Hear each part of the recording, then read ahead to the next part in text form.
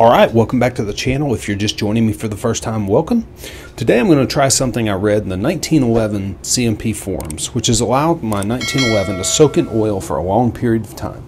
The CMP 1911s have been in storage for a very long time, decades in many cases, since the Beretta M9 pistol was introduced to the military. It's been speculated by some that if you soak the metal parts in oil, it will restore some of the color. I find this challenging to do since I do shoot mine occasionally. The main challenge of this is to figure out a way to submerge the gun in oil safely, away from kids, and in a way to keep the oil from becoming a mess.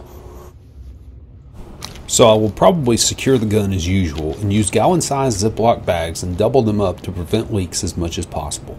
I've never tried anything like this before other than to marinate meat for dinner.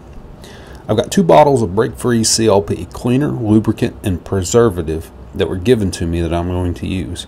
As long as the metal components of the gun don't puncture the bags, this should work okay. I keep the firearm stored in a standard soft-sided pistol case, which won't prevent a large spill but will absorb small amounts of oil residue. The first order of business is to clear the weapon to make sure there is no ammo hanging out in the magazine or the chamber. Secondly, we want to make certain that there are specific components that we want to have the oil to affect. So I'm going to disassemble it.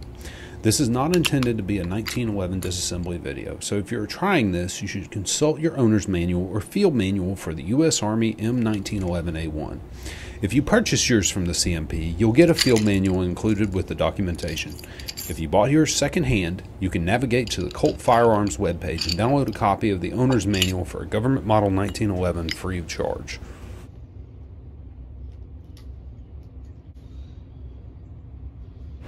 Anytime you disassemble a firearm, you want to be sure that you have a clear work area so that you don't lose track of any parts. Since I wanted the oil to target the exterior metal surfaces, I'm removing the grips.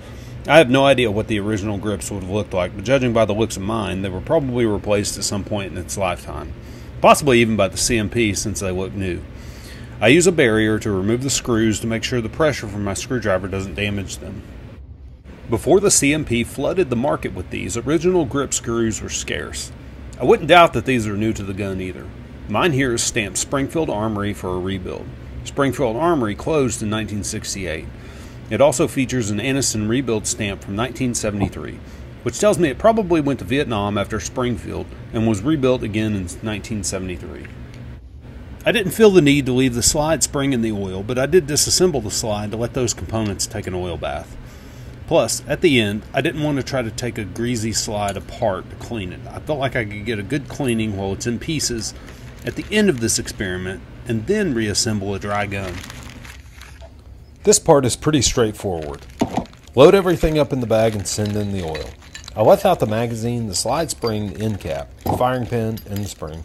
And as I mentioned earlier, the grips and the screws. I really do feel like I'm getting chicken ready to throw on the grill. One question in my mind is keeping the oil evenly coated over all the parts in such an odd-shaped container.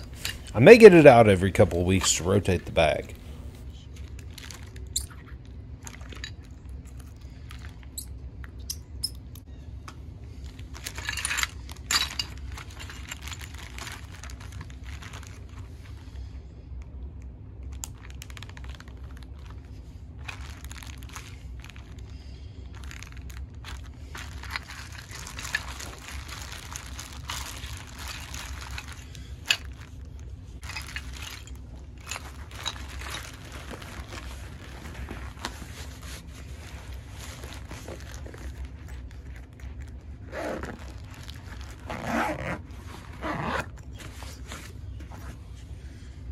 The last obvious step here is to ensure that nothing is lost.